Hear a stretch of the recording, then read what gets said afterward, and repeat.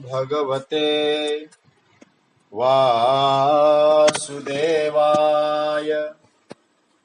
कृष्णाय वासुदेवाय हरये परमात्मने प्रणतः क्लेशनाशाय गोविन्दाय नमो नमः।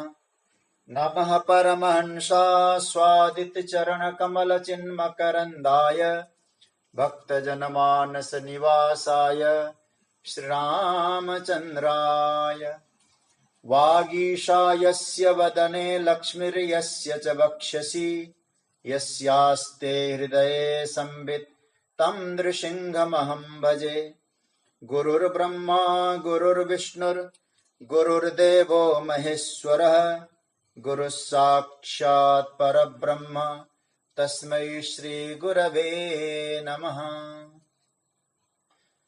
भगवत चरण कमलानुरागी सभी आत्मीय प्रिय स्वजन आत्मीयजन, आप सभी को मेरा प्रणाम वंदन अभिनंदन। भगवान की मंगलमयी कृपा से अधिक मास में ऐसे तो हम लोग लगातार ही भगवत चिंतन का लाभ ले पा रहे हैं। भगवान की विशेष कृपा का यह परिणाम है। श्रीमद् भगवत गीता के आधार पर छठे अध्याय की चर्चा में कल तक हम लोग 18वें श्लोक की चर्चा करके 19वें श्लोक में हम लोग प्रवेश कर चुके थे। इसमें जो चित्त को जिन्होंने स्वरूप में टिकाया है, 18वें श्लोक में भगवान ने यदा विनियतम चित्तम आत्मन्नेवावतिष्ठते निष्प्रिय सर्वकामेभ्यो युक्त इत्युच्यते तदा कहकर जिनका चित्त स्वरूप में टिका हुआ है, ऐसे साधक की स्थिति का भगवान ने वर्णन किया है। अपने में ही वो टिका रहता है। उसके बाद स्वरूप में स्थित हुए चित्त वाले की अवस्था कैसी होती है, एक दृष्टांत के माध्यम से भगवान ने ये संकेत किया है। एक बड़ा सुंदर दृष्टांत दिया है और उसका हम लोग कल प्रवेश कर चुके हैं। आइए अब कुछ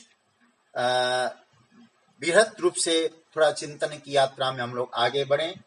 तो मेरे साथ पहले तो हम लोग पाठ करते हैं 20वां श्लोक, 19वां श्लोक, 19वें श्लोक का हम लोग पहले पाठ करें, उसके बाद फिर चिंतन की यात्रा में। यथा दीपो निवातस्थो नेंगते सोपमा स्मृता योगिनो यत चित्तस्य युञ्जतो योगमात्मन। यथा निवातस्थ दीपः न इंगते सा उपमा आत्मन योगम युञ्जतः योगिनः यत चित्तस्य स्मृता। जैसे वायु रहित स्थान में रखा हुआ दीपक न इंगते, नहीं हिलता है, वही उपमा परमात्मा के ध्यान में लगे हुए अथवा आत्मा के अनुसंधान में लगे हुए ध्यान योगी के चित्त की यहाँ कही गई है। अब आइए थोड़ा सा हम लोग इस पर यात्रा करें। भगवान यहाँ कह रहे हैं कि चित्त कैसा हो। वायु रहित स्थान में रखा हुआ दीपक, और वैज्ञानिक दृष्टिकोण से देखें तो वायु रहित तो कुछ होता ही नहीं। फिर वहां वायु रहित दीपक की बात भगवान जो कर रहे हैं, इस पर हमारे टीकाकारों ने कहा वायु रहित दीपक का मतलब है स्पंदन रहित वायु। जहां वायु में झकोरे आते हैं ऐसा झकोरा जहां न हो, इस प्रकार का वायु। यह बड़ी आनंद की स्थिति है सज्जनों। चित्त जब स्थिर हो जाता है ना, तो एक आत्म ज्योति का जो दिव्य प्रकाश है वह जीवन में प्रकट होता है और मिलने लगता है। लेकिन जब विषयों की, कामनाओं की, वासनाओं की जब लहरें हमारे जीवन में उठने लगे, तो आत्म ज्योति तो है लेकिन वो स्पंदित होता है, मतलब वो अस्थिर होता है। फिर वो अस्थिर जब दीपक होता है, उसमें कुछ भी स्पष्ट दिखाई नहीं देता है। जब साधारण रूप से दीपक अस्थिर हो, भौतिक वस्तुएं नहीं दिखाई दे रही है, तो आत्मस्वरूप में जो प्रकट होने वाली जो दिव्य ज्योत है वो अस्थिर हो, तो आत्मस्वरूप का दर्शन कैसे संभव? चित्त डोलने लगता है फिर, और डोलना जब बंद हो जाए तो ही अस्थिर माना जाएगा। अब वेदांत की यात्रा में थोड़ा हम करें, वेदांत क्या कहता है? चित्त अस्थिर क्यों है, चित्त कंपित क्यों है? क्योंकि वो मन में कामनाओं और वासनाओं से जब चित्त भरा होता है, वो चित्त कंपित होता है। इन्हें आप अलग अलग नाम दे सकते हैं। जैसे वेदांत में षड्विकार की चर्चा आई है, काम, क्रोध, लोभ, मोह, मद और मत्सर। ये जो षड्विकार की चर्चा वेदांत में, अब आप जरा सोचिए और गंभीरता से चिंतन करिए। अकेला क्रोध कुछ नहीं कर सकता, कुछ नहीं कर सकता। और सच्ची बात तो है, क्रोध का अस्तित्व ही नहीं है यदि काम न हो तो। लोभ अकेला कुछ नहीं कर सकता यदि चित्त में काम न हो तो। भगवान, इसलिए हमारे यहां शास्त्रों में आप पढ़ते होंगे, ये नहीं कहा जाता है क्रोध काम, लोभ काम, सबसे पहला आया काम, क्योंकि काम से ही क्रोध है, काम से ही लोभ है। तो भगवान यहां कहना चाहते हैं, एक बात यदि मनुष्य पकड़ ले, अच्छी तरह से कर ले, केवल क्रोध और लोभ के आक्रमण को बचाने की जो कोशिश है, इस कारगर साबित नहीं होता है। उसमें जो मन स्थिर बनाना है तो काम पर प्रहार करना पड़ेगा, मतलब कामनाओं को नियंत्रित करना पड़ेगा। एक एक विकार के प्रति संघर्ष करने से हमारी ऊर्जा, हमारी शक्ति, हमारी सारी जो संसाधन इत्यादि है हम लगाते हैं, उससे बेहतर है एक को नियंत्रित करना। कामना जब नियंत्रित हो जाए, वो वचन सिद्ध हो जाएगा, एक ही साधे सब सधे। फिर काम नियंत्रित हो जाए, क्रोध भी नियंत्रित हो जाएगा, लोभ भी नियंत्रित हो जाएगा, तब क्या होगा? चित्त स्थिर हो जाएगा। और वो जब चित्त स्थिर हो जाएगा तो वहां जो आत्मा का प्रकाश है ना, अत्यंत प्रकाशित हो जाएगा। फिर चित्त को स्थिर करें, मन को स्थिर करें, और जिसका मन और चित्त स्थिर है उसका शरीर भी स्थिर है। क्योंकि शरीर तो मन ही तो नियंत्रण, इधर उधर डुला रहा है, मन की इच्छा हुई शरीर उधर चला गया। तो सबसे पहला सूत्र है मन को स्थिर करना। और जब मन स्थिर हो जाए तो योगियों के चित्त में दिव्य ज्ञान का प्रकाश। और कैसा है? यथा दीपो निवातस्थो निवातस्थ ज्योति। हमारे आचार्यों ने इस पर बहुत चिंतन किया। स्थिर वाली बात जब आती है तो स्थिर वाले में तो पर्वत की बात कहनी चाहिए। पर्वत स्थिर है, स्थावराणाम हिमालय, भगवान गीता के विभूति में भी कहते हैं पर्वत जैसा मैं स्थिर हूं। तो पर्वत की उपमा क्यों नहीं दी गई? दीपक की उपमा क्यों दी गई? पर्वत जैसा जिसका चित्त स्थिर है, ऐसा प्रभु कहते। थोड़ा सा चिंतन करना। देखो, दीपक की रक्षा करनी पड़ती है। स्पंदित वायु से दीपक हिल सकता है। जैसे हम लोग पूजा भी करते हैं ना, एक दीपक को रखते हैं, कभी कभी दीपक हिलने लगता है तो हम लोग एक शीशा लगा देते हैं, कोई चिमनी जैसा कुछ लगा देते हैं, और हम लोग कहते हैं एक कर्म का साक्षी है भाई दीपक, कर्म साक्षिणे दीप नारायणाय नमः। तो दीपक प्रकाशित है, लेकिन उसको स्पंदित वायु से बचाना है।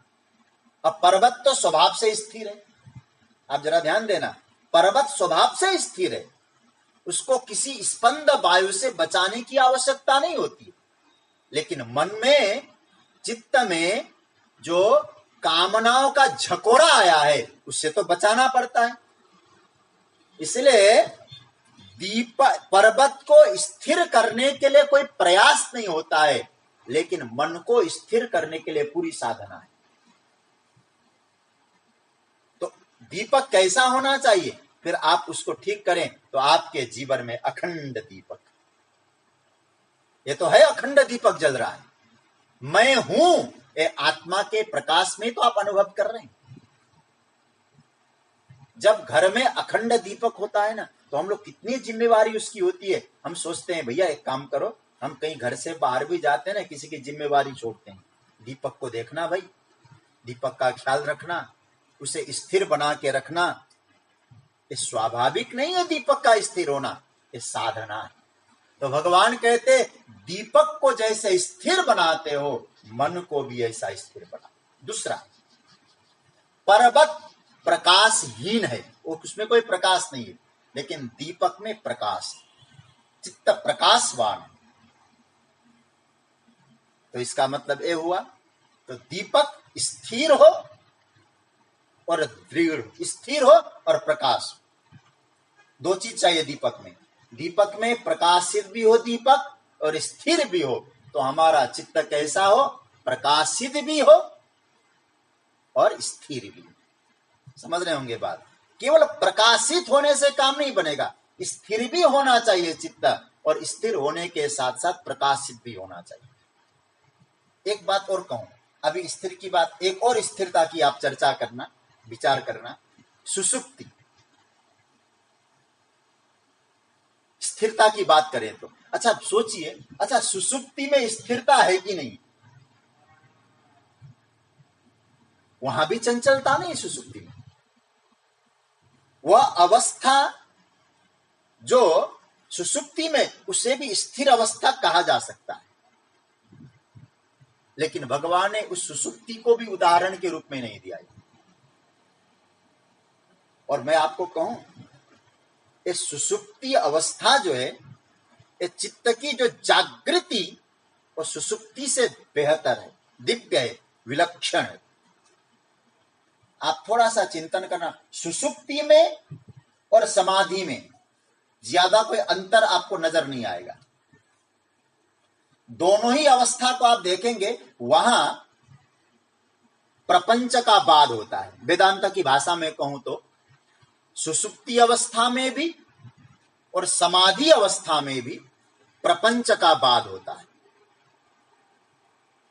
परंतु सुषुप्ति में, वेदांत की भाषा है, परंतु सुषुप्ति में चित्त की जो वृत्तियां है वो अविद्या में लीन रहती है, अज्ञान में लीन रहती है।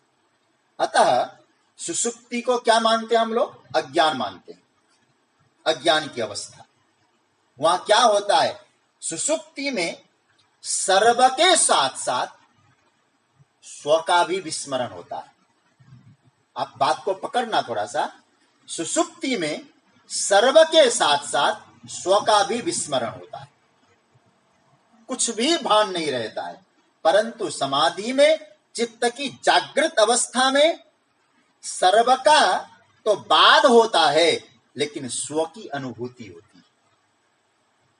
समाधि में और सुषुप्ति में यह अंतर है। सुषुप्ति और समाधि में, सुषुप्ति में सर्व का और स्व का दोनों का बाद हो गया, लेकिन समाधि में सर्व का बाद हो जाता है, विस्मरण हो जाता है और स्व की अनुभूति होती है। समाधि में, ध्यान में स्वरूप की जागृति होती है। सुषुप्ति सुषुप्त चेतना है और समाधि जागृत चेतना है। यदि एक शब्द में बोलेंगे, सुषुप्ति सुषुप्त चेतना है और समाधि जागृत चेतना है। तो भगवान क्या कह रहे हैं? दीपक की लौ की तरह चित्त स्थिर हो और प्रकाशित। निवातस्थ दीपक में दोनों गुण है। वायु रहित मतलब निवातस्थ दीपक में दोनों गुण है, स्थिर भी है और प्रकाशित भी है। तो चित्त कैसा हो? आपका स्थिर भी हो और प्रकाशित भी हो।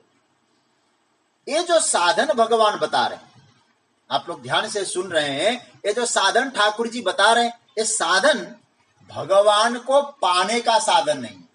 आप अच्छी तरह समझ लें, क्यों पाने का साधन नहीं है? देखो, भगवान तो सर्वत्र है और सर्वदा है, और गीता में ही भगवान ने 18वें अध्याय में जाकर कहा, हृदय से अर्जुन तिष्ठति, ईश्वर सर्वभूतानां हृदय से अर्जुन तिष्ठति। हे अर्जुन, संपूर्ण हृदय में मैं हूं। तो परमात्मा तो स्वतः प्राप्त है। रामायण में आया है ना, देश काल दिशि विदिशि हु माही, कहु सो कहां जहां प्रभु नाई। तो परमात्मा सर्वत्र है, सर्वदा है। तो हमें क्या करना है? उसको पाने के लिए प्रयास नहीं है, चित्त की स्थिरता और प्रकाश के लिए प्रयास है। लेकिन आपकी जो सुषुप्त स्थिरता न हो, चैतन्य स्थिरता, वही दीपक, वही आत्मज्योति वायों के झकोरे से सुरक्षित करना है, काम के झकोरे से सुरक्षित करना है। क्योंकि काम है क्या? रामचरितमानस का एक पंक्ति बहुत प्यारा उत्तरकांड में, काम बात कफ लोभ अपारा, क्रोध पित्त नित छाती जाला। काम वायु है, बात रोग है। काम बात कफ लोभ अपारा, अपार कफ लोभ है और क्रोध पित्त है, गोस्वामी जी कहते उत्तरकांड में। तो इसका मतलब है बात रोग है। वायु जो है ना, कहीं भी चढ़ सकता है। इसलिए कई बार क्या कहते हैं, हमारा गैस सर पे चढ़ा, हमारा गैस छाती पर चढ़ा, कभी कोई तो यहां चढ़ा हुआ है। इसका अर्थ क्या है? जहां चढ़ेगा वहां परेशान करेगा। मन में वायु रूप काम प्रवेश करता है तो मन में वैषयिक इच्छा की जागृति होती है। ध्यान से समझना, मन में जब एक काम रूपी वायु प्रवेश करता है, ये स्वामी चिन्मयानंद महाराज वो बहुत बढ़िया सूत्र देते हैं। एक काम मन में, चित्त में काम रूपी वायु जब प्रवेश करता है, चित्त को स्थिर बना देता है और फिर विषयों की प्रति जागृति होती है, मन चंचल होता है। फिर क्या होता है? उस तत्व की, उस चित्त की विक्षेपणे को स्थिर कर लें। और जब ध्यान के समय स्थिर हो जाता है, तब मन में एक अखंड ब्रह्माकार वृत्ति जागृत होती है। तब वह स्वप्रकाशित अधिष्ठान तत्व की अनुभूति उस साधक को होने लगती है। इसलिए भगवान कहते हैं, मूल बात यहां यह बताया ठाकुर जी ने कि अपने चित्त की स्थिति पर दो बातों पर ध्यान देना। पहला, चित्त स्थिर हो, दूसरा चित्त प्रकाशित। क्योंकि जब चित्त स्थिर होता है तो परम तत्व को प्रकाशित करता है, अस्थिर चित्त न हो। ये दो बातें इस 19वें श्लोक में भगवान ने कही है। यथा दीपो निवातस्थो नेंगते सोपमा स्मृता, योगिनो यतचित्तस्य युञ्जतो योगमात्मना। जो यतचित्त संयमित चित्त वाले योगी है, जो परमात्मा से जुड़े हुए साधक हैं, योगी है, उनकी चित्त की उपमा ऐसे दी गई। अब आगे जो ठाकुर जी वर्णन कर रहे हैं 20वें श्लोक में, इस 20वें श्लोक में ठाकुर जी पूर्णता को प्राप्त करने वाले जो साधक है, उसकी अवस्था का ठाकुर जी ने बहुत स्पष्ट वर्णन किया है। और ये श्लोक बहुत गहन है, कुछ टेक्निकल चीजें भी यहां ठाकुर जी ने समझाया है, इसको हमें समझना है। तो आइए आप और हम सब मिलकर इस 20वें श्लोक का हम लोग पाठ करें आपके स्क्रीन पर वो श्लोक आपके पास है। यत्र परमते चित्तम् निरुद्धं योग सेवया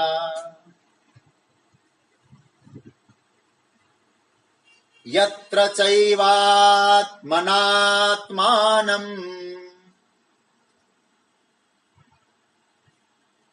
पश्यन्नात्मनि तुष्यति।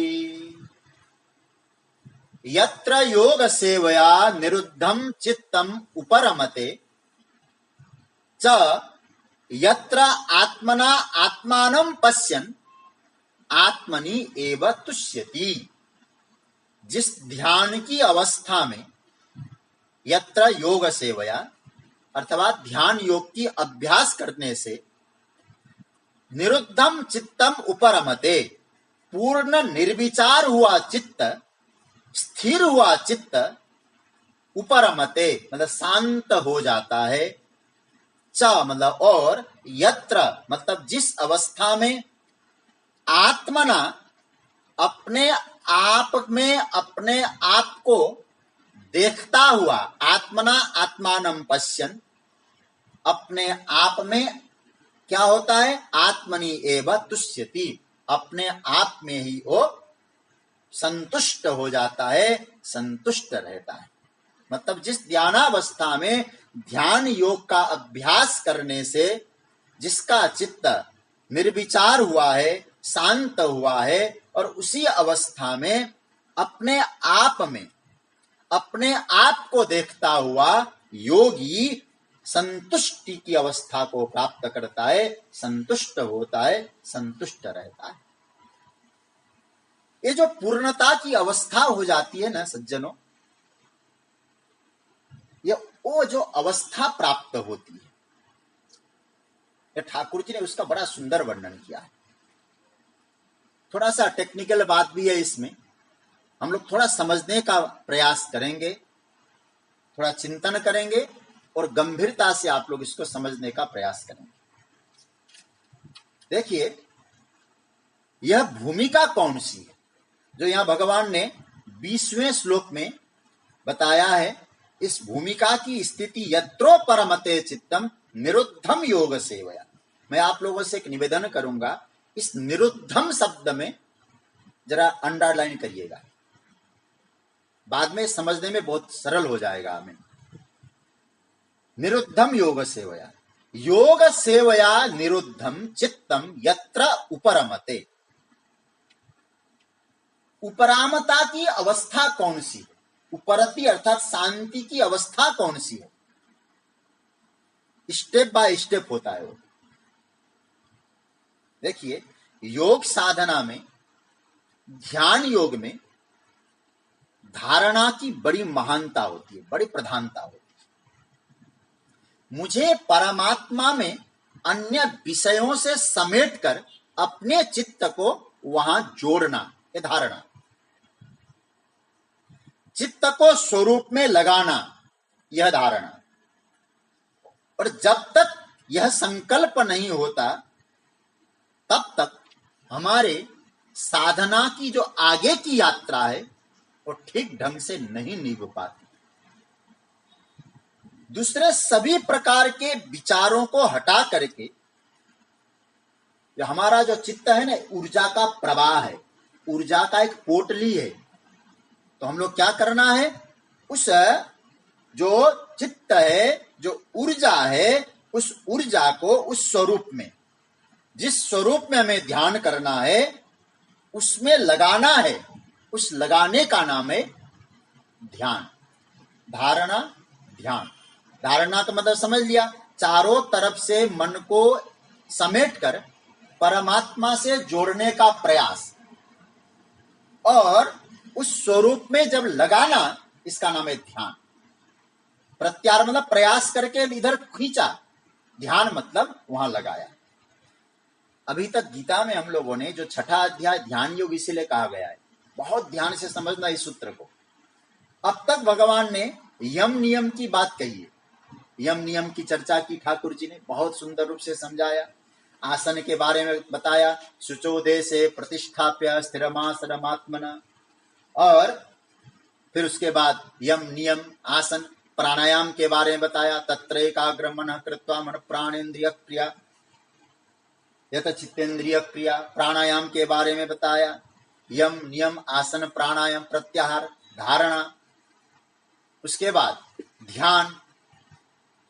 अब ध्यान की चर्चा थोड़ी सी ठाकुर जी कर रहे, और भगवान यहां धारणा ध्यान, यह धारणा ध्यान की अवस्था क्या है, थोड़ा सा चिंतन करना।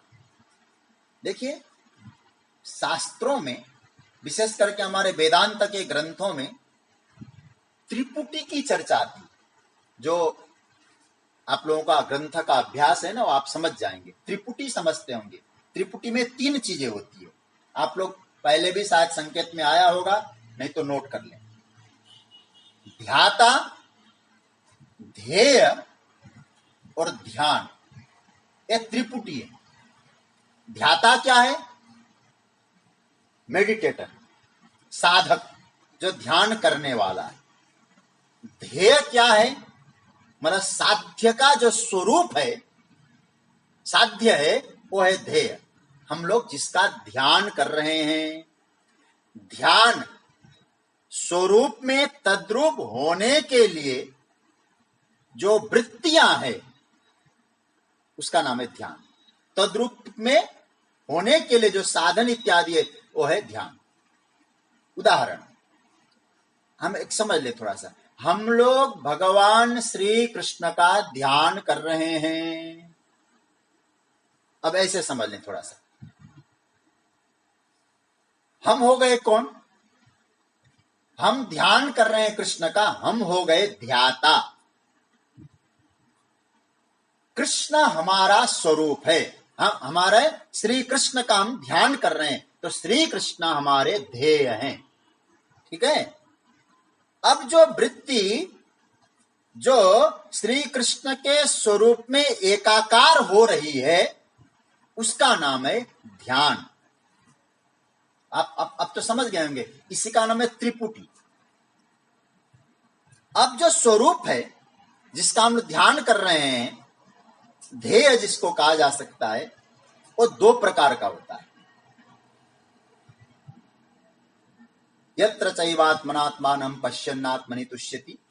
एक ध्यान या तो किसी मूर्ति का कर रहे हैं, किसी रूप का कर रहे हैं, एक ध्येय है। दूसरा स्वरूप का कर रहे हैं। समझ रहे हैं ना बात को?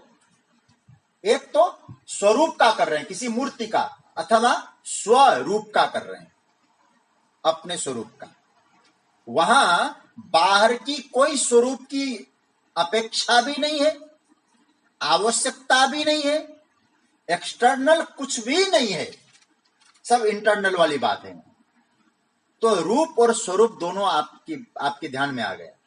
तो इसका मतलब क्या हुआ? केवल स्व का ध्यान है।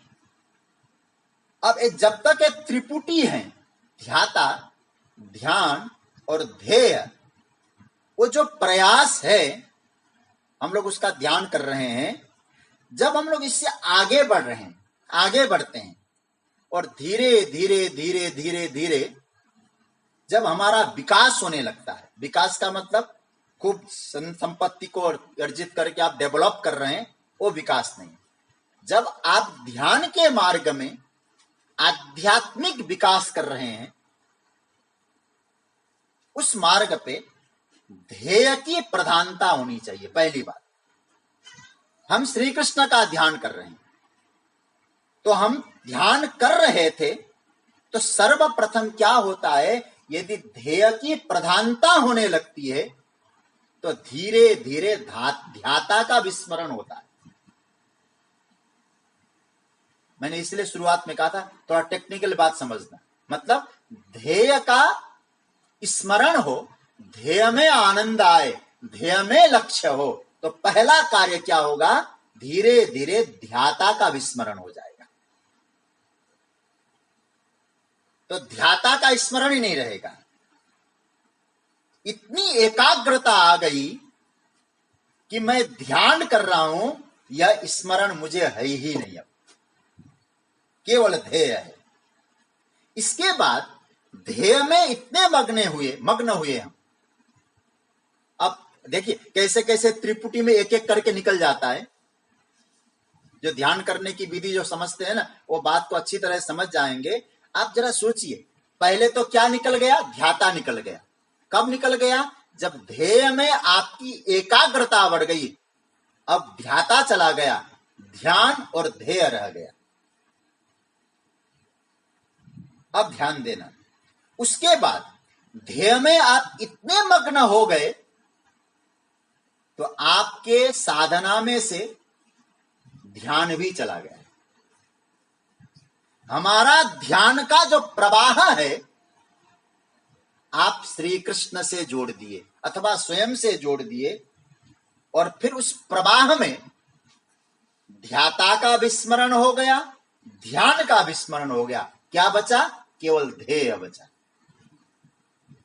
पहले ध्याता का विस्मरण, फिर ध्यान का विस्मरण, अब केवल ध्येय अवस्था है। ध्यान की उच्चतम अवस्था, उसको क्या कहा गया है? उसी का नाम है समाधि। तदा पतंजलि का भाव कहूं, तदा द्रष्टु स्वरूपे अवस्थानम। फिर आप पहुंच गए वहां, अब दृष्टा के स्वरूप में पहुंच गए। मैं स्पष्ट करने के लिए फिर कह रहा हूं, ध्यान से समझना कि पहली बात तो यह है, ये त्रिपुटी में से धीरे धीरे एक को बचाना है। ध्याता चला जाएगा, ध्यान चला जाएगा, ध्येय बच जाएगा, और समाधि की अवस्था है। हम है ही नहीं वहां, केवल ध्येय बचा है। और ऐसी जो समाधि है, ये दो प्रकार की होती है। दो प्रकार की होती है, और दो प्रकार की समाधि का नाम है संप्रज्ञात समाधि और असंप्रज्ञात समाधि। देखिए, संप्रज्ञात समाधि यह साधक की साधनावस्था है, एक प्रारंभिक अवस्था है। इसके बिना आप असंप्रज्ञात में जा नहीं सकते। और जब इस संप्रज्ञात समाधि की आप बहुत दिन तक अभ्यास करेंगे, लगातार इसको साधेंगे, तो एक दिन हम लोग असंप्रज्ञात समाधि में पहुंचेंगे। असंप्रज्ञात समाधि। लेकिन मैं बार बार कहूं, योग अभ्यास का चीज है, ध्यान अभ्यास का चीज है, साधना अभ्यास का चीज है। जब हम लोग संप्रज्ञात समाधि की अभ्यास को आगे बढ़ाते बढ़ाते बढ़ाते गए, तो एक दिन हमारे जीवन में असंप्रज्ञात समाधि प्रकट हो जाएगी। फिर समझ में आएगा वो स्वरूप तो स्वयं का है। दिल में बिठा रखिए तस्वीर ये यार, जब जरा गर्दन झुकाई और देख ली। जो सहज अवस्था है, वो जब प्राप्त हो जाए, उसका नाम है असंप्रज्ञात समाधि। और उस असंप्रज्ञात समाधि में ध्येय से अतिरिक्त ध्याता भी नहीं बचेगा, ध्यान भी नहीं बचेगा। इसलिए मैं आपसे कह रहा हूं कि क्या अवस्था है? तो भगवान कहते निरुद्धम योग सेवया। ये असंप्रज्ञात समाधि ही निरुद्ध अवस्था है। इसलिए इस श्लोक में भगवान ने जो 20वें श्लोक में निरुद्धम योग सेवया का, चित्त का निरुद्ध कैसे होता है? चित्त जब असंप्रज्ञात समाधि में जाता है, योग सेवया, साधना के मार्ग से। यत्रो परमते चित्तम निरुद्धम योग सेवया। अब ध्यान देना, थोड़ा सा और गंभीरता में हम लोग यात्रा करें। श्रीमद् भगवद गीता में महापुरुषों ने बहुत चिंतन किया। निरुद्ध अवस्था, इसको असंप्रज्ञात समाधि, तो इसको भी दो विभागों में बांट दिया। एक है सबीज असंप्रज्ञात और एक है निर्बीज असंप्रज्ञात। सबीज समाधि क्या है? देखिए, हम लोग समाधि में अवस्था में जाएं, सब बीज, बीज का मतलब आप जानते होंगे, जैसे बीज डाल देंगे ना कहीं भूमि पर, तो क्या होगा? तो वृक्ष उगेगा, फल फूल लगेंगे। तो कहते हैं ये जो सभी स्थिति है ना समाधि की, उसमें कहीं ना कहीं सूक्ष्मतम वासना के कण रहते हैं, सूक्ष्मतम अवस्था। ऐसे कुछ आचार्यों ने श्रीमद् भागवत में कहा कि भाई ध्रुव जी महाराज जब भगवान का साक्षात्कार कर चुके हैं, तो फिर श्री ध्रुव जी महाराज वापस संसार में क्यों जाना पड़ा राजा बनने के लिए? क्योंकि ध्रुव जी महाराज के मन में कहते कुछ सबीज समाधि की अवस्था थी उस समय, कि मैं अब इतना बड़ा बाप का बेटा होकर मैं बाप की गोदी में नहीं बैठ पाया, राज्य सिंहासन पे नहीं बैठ पाया। तो भगवान ने कहा सूक्ष्म वासनाएं अभी भरी है, जाओ 36,000 वर्ष तक राज्य करो। तो जो सबीज समाधि है वहां वृक्ष उगेंगे, सूक्ष्मतम वासनाएं रहती। लेकिन आप भगवान से जुड़ गए सभी समाधि में भी, लेकिन उस समय हमारे आचार्य कहते आपके जीवन में सिद्धियां आने लगती है, सिद्धि प्रसिद्धियां आने लगती है, बहुत दिव्य सिद्धियां प्रकट होने लगती है। ये कर सकते हैं आप, कोई भी संकल्प करें और पूरा कर सकते हैं। ये कब आती है? सबीज समाधि में। लेकिन ये जो सिद्धियां प्रकट होती है, संसार का जो दृष्टिकोण है, संसार के दृष्टिकोण से सिद्धियां ठीक है, हो सकती है, क्योंकि उन सिद्धियों से आपको प्रतिष्ठा मिलेगी, आपको ऐश्वर्य मिलेगा, आपका सम्मान होगा, आप बड़े बड़े आश्रमों के स्वामी बन सकते हैं।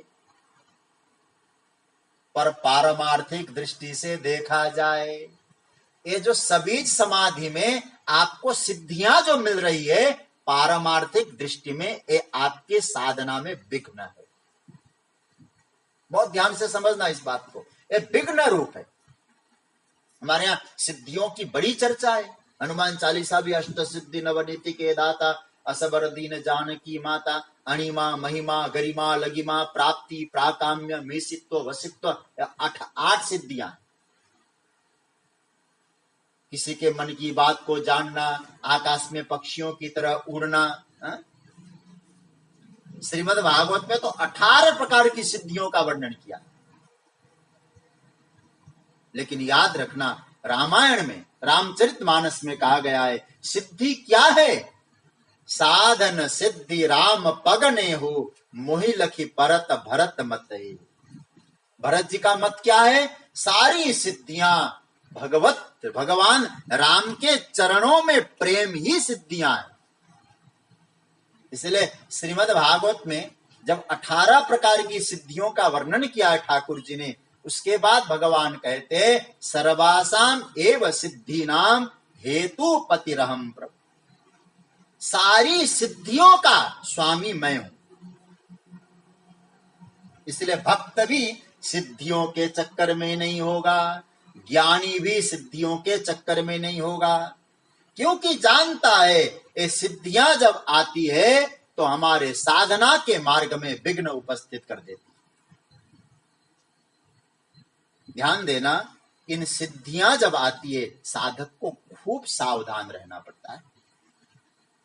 कुछ बोल न दूं समाज में, हो सकता है आप सिद्धि प्राप्त करेंगे, संसार के लिए आकर्षण का केंद्र बन जाएंगे, लेकिन जो भगवत प्राप्त है, जो योगी है, वो समझता है ये सिद्धियां विघ्न रूप है।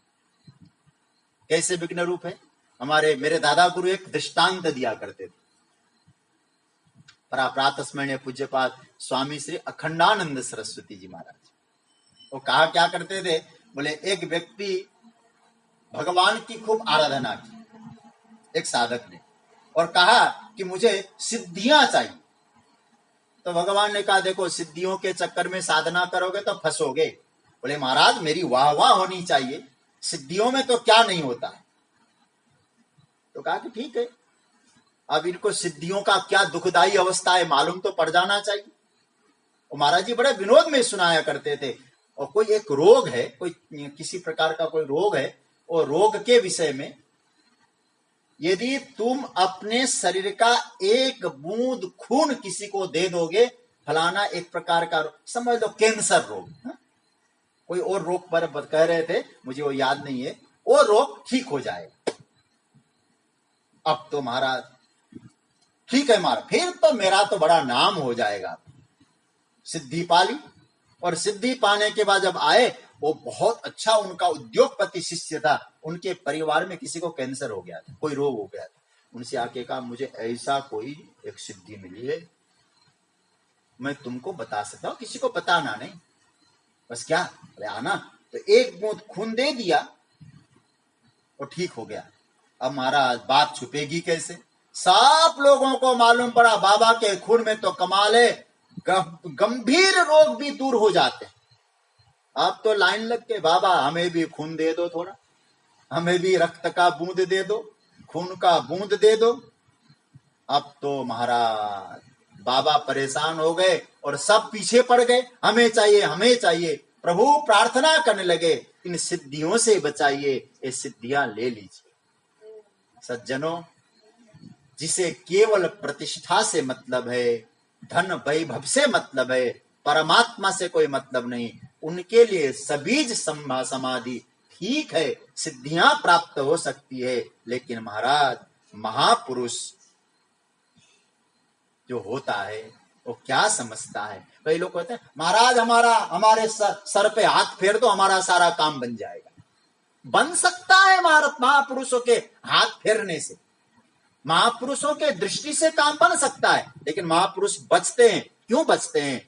मुझे लगता है, मैं अपने पूज्य गुरुदेव के चरणों में बैठा था, उन्होंने जो मुझे बात कही वो मुझे याद है, वो आपसे कहूं। जब हम लोग किसी को आशीर्वाद देकर एक कहेंगे ना बेटा कि तुम सब ठीक हो जाए, रोग नाश हो जाए, यदि ऐसा कहने लग जाएंगे तो कर्म का जो सिद्धांत प्रभु ने स्थापित किया है उसमें खलल पड़ जाएगा और उसके दोषी हम हो जाएंगे। इसलिए सब प्रभु सब पर कृपा करें, सबका कल्याण हो। तुम अपनी ओर से कुछ प्रयास कर सकते हो तो करो, लेकिन जो परमात्मा का नियम और विधान है वो उसी के अनुसार रहने दो। ध्यान योगी सबीज समाधि में आई हुई सिद्धियों को आती है और निस्तत्व मानता है, निस्सार मानता है, ये समझने लगता है इन सिद्धियों में रखा क्या है, उससे भी वह उपराम होता है। इसलिए भगवान यहां बहुत बढ़िया सूत्र दे रहे हैं, यत्रो परमते, वहां से भी उपराम हो जाता है। निरुद्ध अवस्था पा लिया तो उपराम हो गया। और याद रखना, उसे ही भगवान निरुद्ध अवस्था कहते हैं। अपने लिए कुछ नहीं तो दूसरों के लिए भी कुछ नहीं। जो सच्चा योगी है, मैं नहीं मांगता प्रभु से तो मैं तेरे लिए क्यों मांगू। हम तो केवल इतना कहेंगे, हे प्रभु प्रारब्ध में जो होगा वो देना, लेकिन अपने चरणों से दूर कभी मत करना। सामान्य रूप से सज्जनों, ये मनोदशा को समझना बड़ा कठिन है। मैं तो इतना ही कहूंगा, ऐसे निष्प्रिय महापुरुष जो सबीज समाधि से ऊपर उठ गए, सिद्धियों को भी निस्सार मानते हैं, निस्तत्व मानते हैं, उनका हाथ फेरने की जरूरत नहीं। उनकी एक दृष्टि भी पड़ जाए तो कल्याण हो जाए, केवल कृपा दृष्टि पड़ जाए, जीवन सफल हो जाएगा। दुनिया चकाचौंध वाले को, और सच्ची बात तो कहें, दुनिया में क्या स्थिति हो रही है, चकाचौंध वाले को मानती है। और सच्ची बात तो यह है, ये सिद्धियां, ये प्रसिद्धियां, ये वैभव साधना में बोझ है। यदि सिद्धियों का प्रयोग जगत में किया है तो मैं आपसे इतना ही कहूंगा, निर्बीज समाधि से वो साधक सबीज समाधि में आ जाएगा। यात्रा कैसी होनी चाहिए थी? सबीज समाधि से निर्बीज समाधि में पहुंचना था। बात समझ रहे होंगे, लेकिन उल्टी हो गई बात। निर्बीज समाधि में पहुंचकर फिर सभी समाधि में आ जाएगा। और सज्जनों, मैं फिर आपसे कह दूं, सिद्धियों का चक्कर मत रखो, केवलम परमात्मा से जुड़ो। मैंने एक कथा सुनी थी। वो कथा यह थी कि रामकृष्ण परमहंस देव के पास एक बार बहुत बड़ा सिद्ध आया मिलने, और तो बड़े अच्छे बहुत दिव्य साधक थे रामकृष्ण परमहंस। और आप जानते होंगे, जिन्होंने दक्षिणेश्वर का दर्शन किया है, कहते हैं गंगा जी को पार करके आना होता है। वो गंगा जी है, तो कहते हैं कि वो सिद्ध व्यक्ति उनसे मिलने के लिए आता है। तो उसने क्या किया, ऐसी उसने सिद्धियां प्राप्त की थी कि वो पानी के ऊपर महाराज चलते हुए आया, चलते हुए पहुंच रहा है।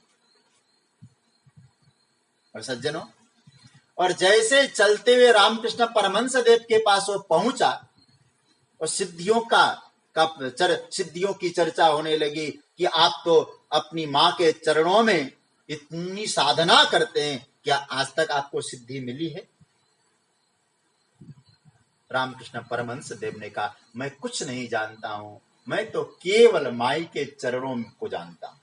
न आज तक मेरे मन में कहीं सिद्धि का भाव आया, न कभी कुछ मांगा है। मुझे प्रेम करना है, मुझे साधना करनी है, मां के चरणों में श्रद्धा रखनी है।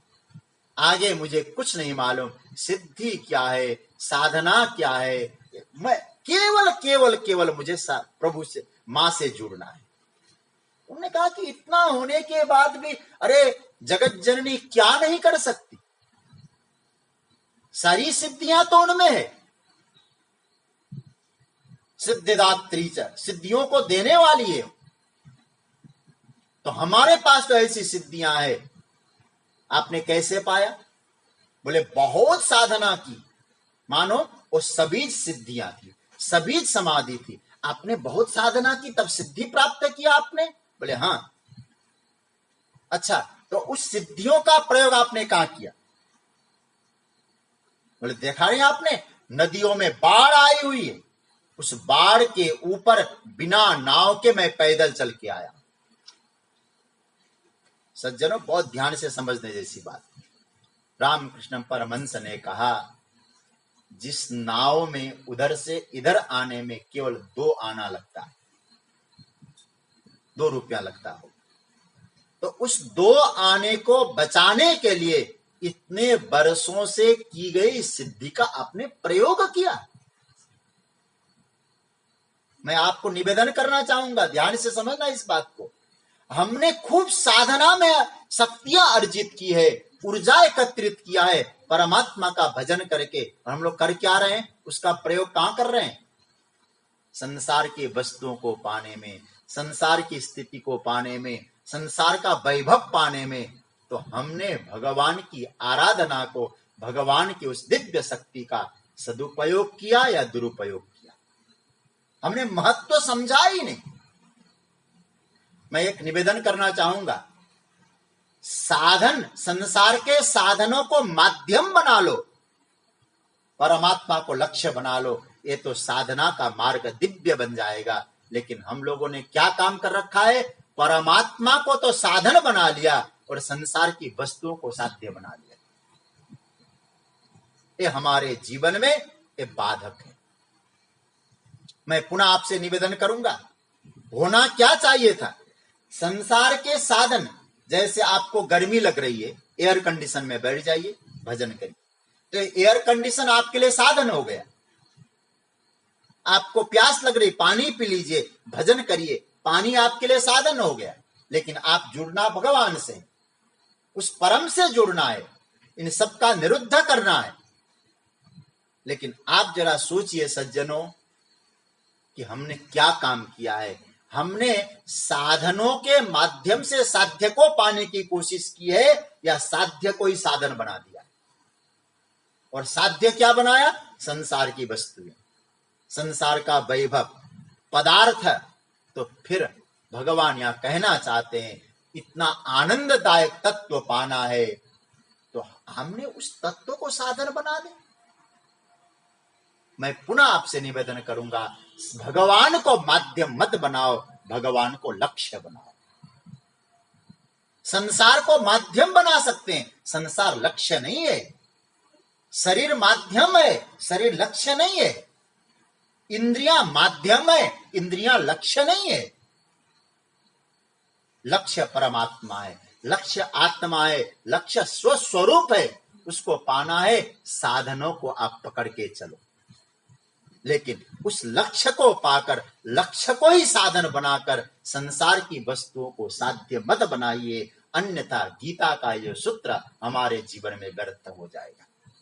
तो भगवान कहते उस निर्बीज समाधि की जो अवस्था है, सबीज समाधि नहीं, सिद्धियों का चक्कर नहीं, निर्बीज समाधि की जो अवस्था है, उस अवस्था में स्वयं को स्वयं में देखता हुआ तुष्यति।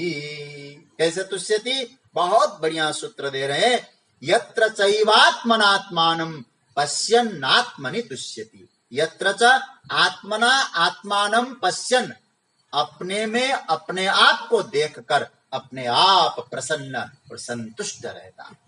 तो जीवन में स्वयं को पाना है, परम तत्व का अनुभव करना है, तो भगवान के संतुष्ट। उसके संतोष का कारण क्या है? फिर उसके संतोष का कारण भी वो स्वयं ही है, दूसरा कोई नहीं है। फिर मैं कहूं एक्सटर्नल कोई चीज है ही नहीं संतोष का कारण, क्योंकि जो प्राप्त करना था वो पा लिया तो संतुष्टि मिल गई। एक्सटर्नल विषय पदार्थ जितने थे उनको पाकर कोई संतुष्ट हुआ नहीं, न हो सकता है। इसलिए बाहर से उसका संतोष नहीं होता है, स्वयं में संतोष होता है। और जिसके जीवन में स्वयं में संतोष होता है सज्जनों, फिर याद रखिएगा उसका जीवन निर्वीज समाधि की अवस्था में पहुंचकर भगवान के सूत्र उसके जीवन में घटने लगते हैं। क्या भगवान कह रहे हैं? यत्र चैव आत्मना आत्मानं पश्यन् आत्मनि एव तुष्यति। इसलिए गंधर्वराज पुष्पदंत जी महाराज कहते, नहीं स्वात्मा रामम विषय मृग तृष्णा भ्रमयति। जो आत्मा राम होता है, पूर्ण काम होता है, उसको विषयों की मृग तृष्णा अपनी ओर नहीं खींचती है। तो सज्जनों, यहाँ जो सूत्र ठाकुर जी दे रहे हैं, इसका भाव यह है, यत्रो परमते चित्तम निरुद्धम योग सेवया। खूब प्रेम से आप साधना करें, योग सेवया, ध्यान करें, माध्यम संसार को बना लें, माध्यम इंद्रियों को बना लें, माध्यम शरीर को बना लें। है शरीर माध्यम खलु धर्म साधनम, उसको बना लें योग सेवया। और उससे क्या करना? निरुद्धम, संप्रज्ञात समाधि, असंप्रज्ञात समाधि, असंप्रज्ञात समाधि से भी ऊपर उठ जाइए, फिर निर्बीज समाधि तक पहुंचकर अपने आप को निरुद्ध कर दीजिए, परमात्मा के चरणों से जोड़ दीजिए, अथवा स्वयं का अनुभव कर लीजिए। उसके बाद भगवान कहते, यत्र चैवात्मनात्मानं पश्यन्नात्मनि तुष्यति। फिर अपने आप में अपने आप को देखता हुआ अपने आप में संतुष्ट हो जाता है, क्योंकि परम संतोष, परम आनंद उसके अपने में है, स्वयं में है, और स्वयं को पा लेता है। मैं आपसे एक अंतिम निवेदन एक करना चाहूंगा, फिर मैं कहूंगा कि सज्जनों, परमात्मा को माध्यम मत बनाइए, भगवान को माध्यम मत बनाइए। परमात्मा साध्य है, माध्यम कोई और है। संसार की वस्तुओं को खूब माध्यम बनाइए, इंद्रियों को माध्यम बनाइए, शरीर को माध्यम बनाइए, लेकिन लक्ष्य क्या है? वो परमात्मा तत्व है। उस परमात्मा तत्व को पाना है, तो उसको प्राप्ति करने के बाद फिर पूर्ण संतुष्टि की अनुभूति होगी, क्योंकि उसकी जो संतुष्टि है विषयजन्य संतुष्टि नहीं है, इंद्रियजन्य संतुष्टि नहीं है, आत्मजन्य संतुष्टि है। स्वयं से उत्पन्न होने वाली जो संतुष्टि है वही दिव्य संतुष्टि है। इसी बात पर चिंतन करते हुए हम लोग यहाँ 20वें श्लोक तक पहुंचे हैं। मैं आप सबसे कुछ निवेदन